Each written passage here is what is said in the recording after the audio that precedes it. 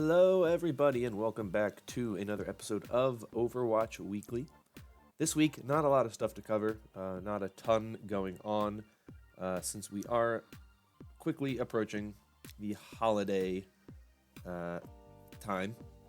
Speaking of which, I wanted to say that next week, there will not be an Overwatch Weekly video. Next Wednesday is Christmas Day, so I will not be around. And I'm going to be out of town, and so I'm not going to have a video going up Wednesday. You're still going to get a video for Monday and a video on Friday, but just not on Wednesday. So we'll come back the following week and talk about any news that there is to talk about, if there is any at all. We will have to see. But let's talk about this past week in Overwatch news. And as I mentioned, not a ton of stuff going on. There is a PTR patch. A pretty small PTR patch, obviously. We just had a big patch go onto the live servers. This PTR patch introduces Party Flex for role queue. And for its description, they say, unsure of which role you want to play. Now, party members who queue up for any game mode with role queue enabled can select multiple roles, indicating that they're willing to play, indicating what they're willing to play in the next game. Your other party members' role choices and competitive play skill ratings may affect which roles you are eligible to choose or which role you can play.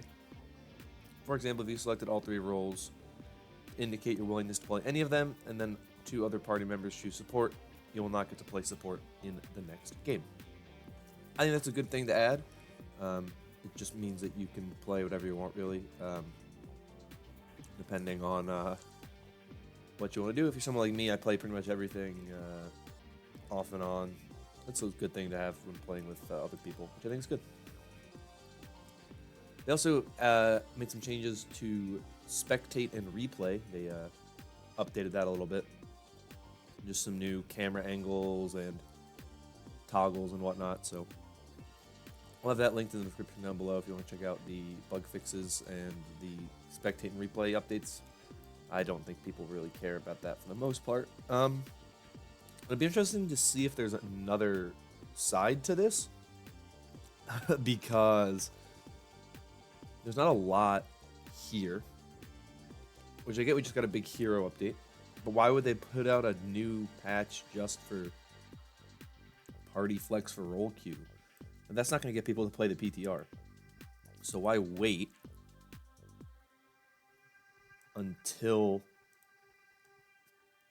then just to put this out on the PTR? And going to try to put it out on the PTR with the last up. Maybe it just wasn't ready yet, but it just seems weird that they're doing an entire PTR patch just for this one thing and some changes to spectate and replay, which people don't really use as often as some of the other stuff, and people aren't really going on the PTR to try this stuff out. So I think it's a little weird, but we shall see what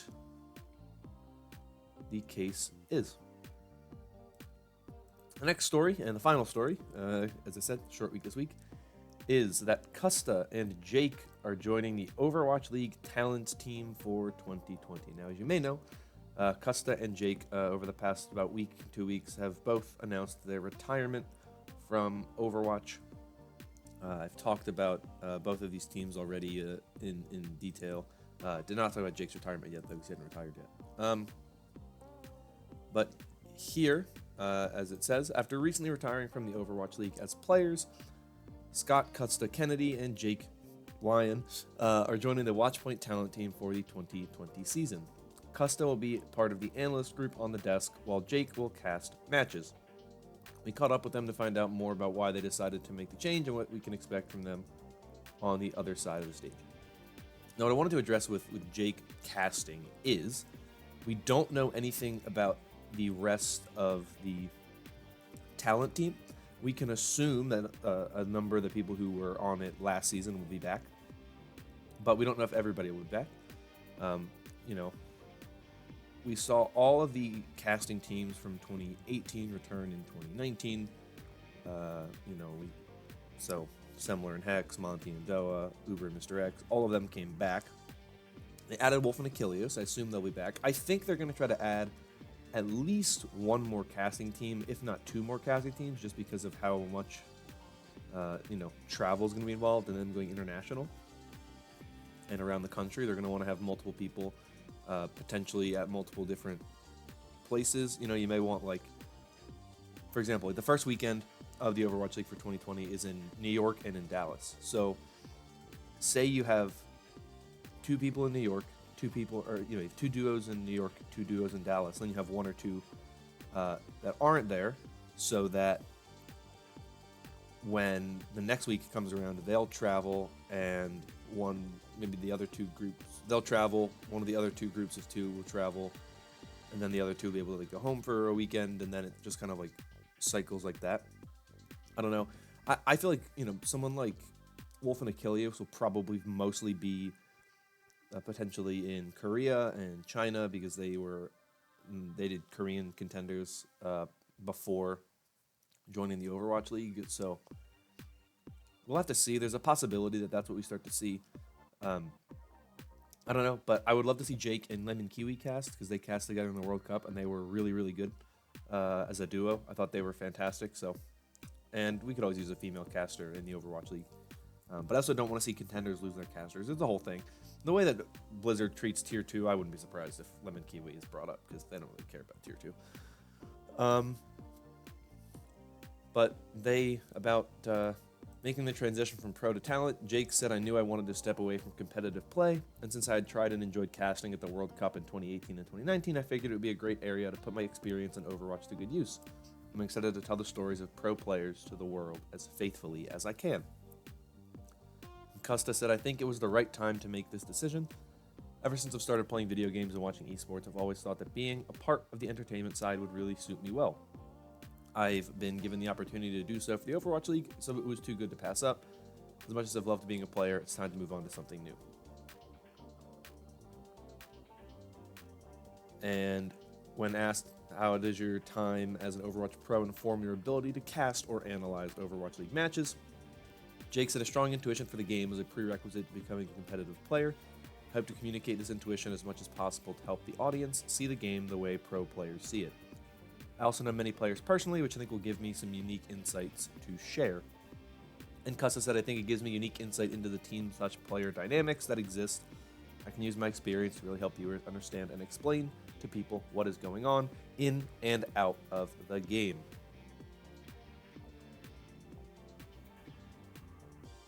There's a lot of other stuff on here, stuff that they've talked about, if you want to see all that kind of stuff. It's all just kind of them talking about their memories and whatnot. And if you want to read that, it's linked in the description down below. You can check it out. But I don't want to go too much and talk about all that just forever. So it is there if you want it. And I recommend it because it's an interesting read, and it's cool to see these 2 joining the talent team. I think they're both really great. I'm really glad they're joining the talent team. Custa is a great person. Great player. He's the kind of person who watching him will be really good, especially if you still have Brendan Sideshow. He has very good dynamics with those 2. I'm curious to see how the analyst crew will work. I assume now it's going to be something more like ESPN or CBS or Fox or NBC when you watch football, is they have just kind of the desk, right, back at home, where they just sit and they talk about it. Because if you have the team traveling, if you have like the casting team or the analyst team traveling all the time, like, it's kind of pointless in a way, because like